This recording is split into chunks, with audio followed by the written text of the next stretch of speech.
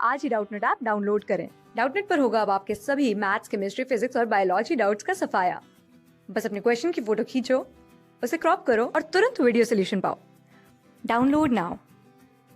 सवाल यहाँ पे कह रहा है in mitochondria protons accumulate in, यानी कि अगर हम माइटोकॉन्ड्रिया के बारे में बात कर रहे हैं तो हमारे जो प्रोटॉन्स होते हैं वो कहाँ पे एक्यूमुलेट हो जाते हैं, हमें उसके बारे में बात करनी है। ठीक है, तो बेसिकली अगर देखिए सबसे पहले देख लेते हैं प्रोटॉन्स क्या होते हैं।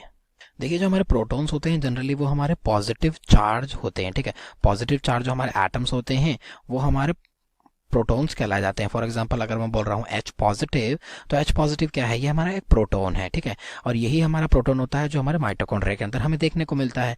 देखिए बेसिकली अगर मैं माइटोकॉन्ड्रिया के बारे में बात कर रहा हूँ, माइटोकॉन्ड्रिया क्या होता है, ये हमारी एक ऑर्गेनेली होती है जो हमारे यूकेरियोटिक ऑर्गेनिजम्स के जो सेल्स होते हैं उनके अंदर देखने को मिलती है, पर्टिकुलरली यूकेरियोटिक सेल के अंदर देखने को मिलती है। ठीक है, देखिए इसका जो काम होता है बेसिकली किसका होता है, एटीपी जनरेशन का होता है। अब एटीपी क्या होती है, तो एटीपी हमारी बॉडी के अंदर एनर्जी करेंसी होती है और उसको जो जनरेट करने का हमारा काम होता है वो हमारे माइटोकॉन्ड्रिया के द्वारा किया जाता है। इसलिए कभी कभार माइटोकॉन्ड्रिया का बोल दिया जाता है कि ये हमारा पावर हाउस ऑफ सेल होता है, क्योंकि हमारी सेल को एनर्जी देने का काम माइटोकॉन्ड्रिया करता है। क्यों? क्योंकि ये एटीपी बनाता है। ठीक है ना। अब देखिए हमारे माइटोकॉन्ड्रिया के स्ट्रक्चर के बारे में बात करता हूँ तो ये हमारा एक डबल मेम्ब्रेन स्ट्रक्चर होता है। एक हमारी आउटर मेम्ब्रेन होती है और एक इनर मेम्ब्रेन होती है। इन दोनों के बीच का जो स्पेस होता है उसको बोला जाता है इंटर मेम्ब्रेन स्पेस। ठीक है, देखिए जो हमारी इनर मेम्ब्रेन होती है इसकी जो वॉल होती है उन पर कुछ फोल्डिंग्स देखने को मिलती हैं, रिंकल्स बोल सकते हैं आप। तो वो बेसिकली क्या होते हैं, उनको बोला जाता है क्रिस्टे। ठीक है, और जो हमारे बीच का पार्ट होता है जिसके अंदर हमारा सेमी सॉलिड मीडियम होता है और हमारा जो डीएनए और जो राइबोसोम वाला पार्ट होता है सारा उसके अंदर प्रेजेंट होता है, वो हमारा मैट्रिक्स होता है। ठीक है, अब देखिए सारे साथ हमारे एक F0 और F1 कॉम्प्लेक्सेस होते हैं, ये बेसिकली हमारे क्रिस्टे के ऊपर प्रेजेंट होते हैं।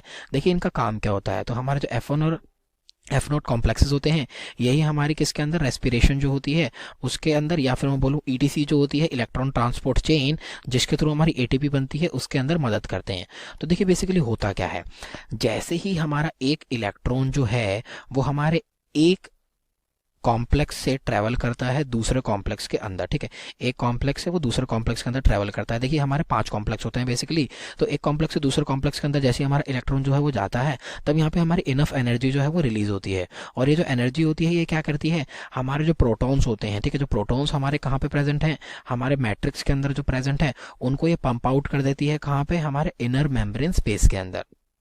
ठीक है, यानी कि हमारे ईटीसी के दौरान जो हमारे प्रोटॉन्स होते हैं वो हमारे मैट्रिक्स से निकल के हमारे इनर मेम्ब्रेन स्पेस के अंदर चले जाते हैं। देखिए एक इलेक्ट्रॉन को ट्रांसफर करने के बाद जो एनर्जी आती है वो हमारे 3 प्रोटॉन्स को ट्रांसफर करती है इनर मेम्ब्रेन स्पेस के अंदर।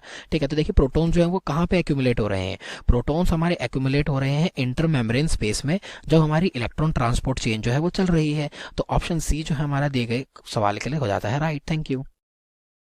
क्लास 6 से 12 से लेके नीट, IIT, जेईई मेंस और एडवांस के लेवल तक 10 मिलियन से ज्यादा स्टूडेंट्स का भरोसा। आज ही डाउनलोड करें डाउटनेट ऐप या व्हाट्सएप कीजिए अपने डाउट्स 8400 400 400 पर।